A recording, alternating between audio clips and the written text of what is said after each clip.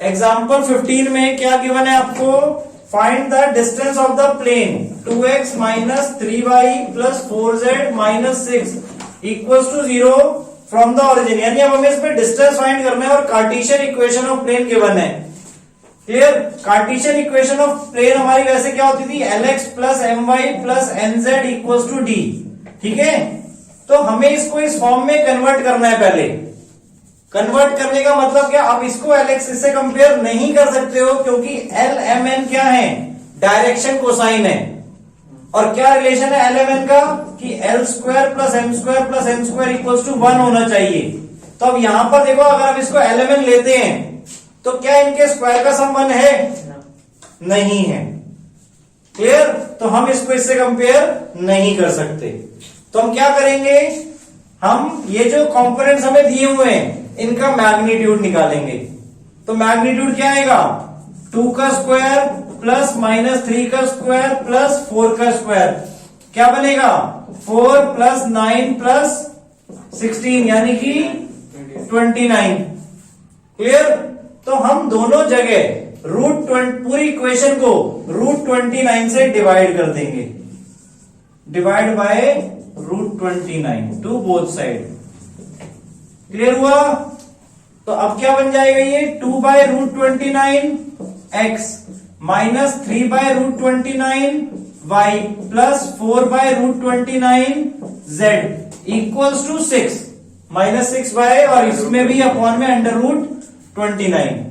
Clear? तो अब आप देखोगे, अब इनके अगर हम स्क्वायर का सम करके देखें तो वो 1 आने वाला है। ठीक है ना, क्योंकि हमने उसके कंपोनेंट से ही, मतलब उसके मैग्नीट्यूड से डिवाइड करवा दिया है।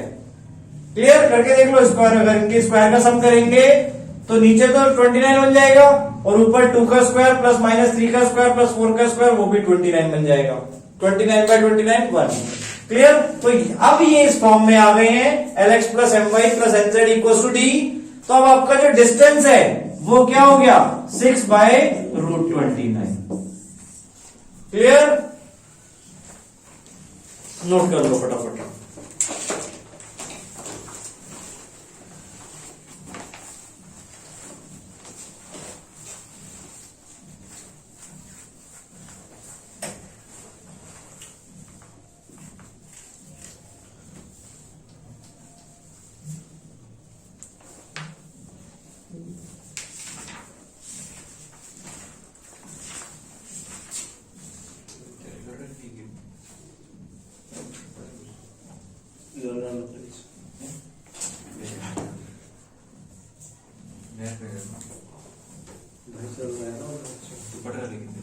इधर चलो ट्यूशन में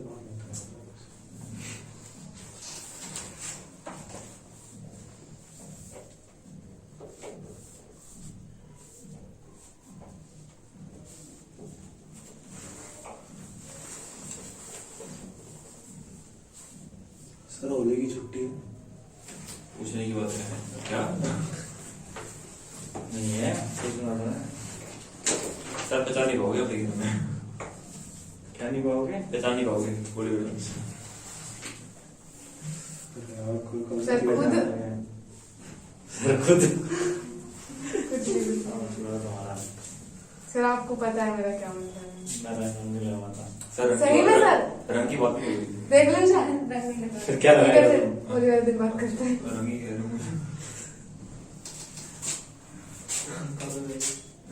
खाओ पियो केमिकल से कभी। हाँ हाँ सर सही बात। क्या सही है? कौन जो भाई, मैं तो नहीं जानने भी नहीं आता। मैं फोटो दिखाऊं नहीं सर बोली। पर मैं नहीं इधर 2 दिन तुमने मुझे देखा क्या मैंने? यस, इसलिए बोल रही हूँ मैं। तूने कभी वो देखा था तू?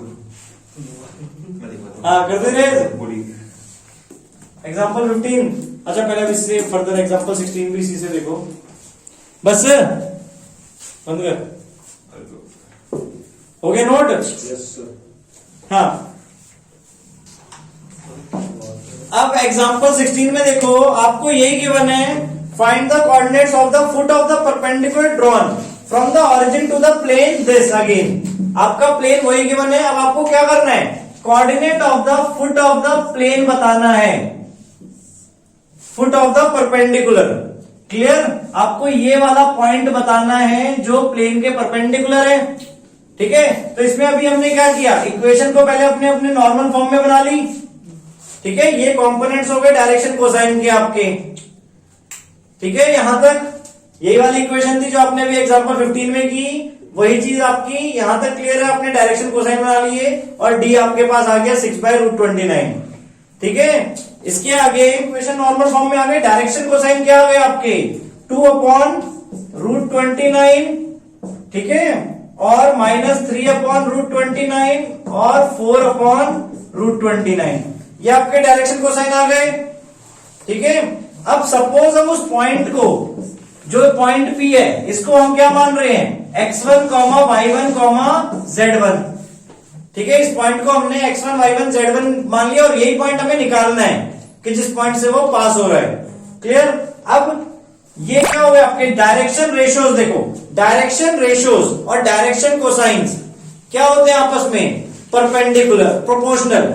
डायरेक्शन कोसाइंस और डायरेक्शन रेशियोज क्या होते हैं आपस में, प्रोपोर्शनल। तो x1/2/√29, मतलब ये डायरेक्शन रेशियोज हो गए आपके, पॉइंट है तो क्लियर, और ये डायरेक्शन कोसाइन आपके प्रोपोर्शनल होंगे। तो ये हमने इस वे में ले लिया, y1/-3/√29 equals to z1/4/√29 equals to k, clear? Proportional होते हैं तो इसको हमने k लेट कर लिया, यहां तक क्लियर? तो x1 की वैल्यू क्या हो जाएगी आपकी 2k/√29, इसी तरह y1 की वैल्यू क्या निकल आएगी -3k/√29 और z1 की वैल्यू 4k/√29। अब जो इक्वेशन ऑफ प्लेन आपको गिवन थी स्टार्टिंग में, ठीक है, that is 2x - 3y + 4z equals to 6, -6 को उधर शिफ्ट कर दिया हमने, ठीक है? अब इस इक्वेशन में अपनी x1, xy और z की ये वैल्यू पुट कर दो। क्यों? क्योंकि ये क्या इक्वेशन ऑफ प्लेन है और ये पॉइंट्स है आपके x1, y1, z1, ठीक है? तो इसमें वैल्यू पुट कर दी तो क्या हो जाएगा 4k/√29 minus plus 9k/√29 plus 16k/√29 equals to 6, ठीक है? तो इससे हम k की वैल्यू निकालेंगे, क्या आ जाएगी k की value 4 + 9 13, 13 + 29, 29k/√29 equals to 6। So k equals to क्या हो जाएगा 6/√29, ठीक है? अब हमें पॉइंट की वैल्यू निकालनी थी, तो x1 क्या हो जाएगा 2k/√29 था, तो क्या हो जाएगा 2 6 12 और √29 सो 12/29 और y1, ठीक है? y1 क्या हो जाएगा आपका -3 × 6 सो -18/29 और z1 क्या हो जाएगा आपका 4 × 4 4 × 6 24/29, क्लियर? √29 × √29 29 हो गया आपके। तो ये आपका पॉइंट हो गया जिस पॉइंट से आपका परपेंडिकुलर पास हो रहा है ओरिजिन से, क्लियर हो गया?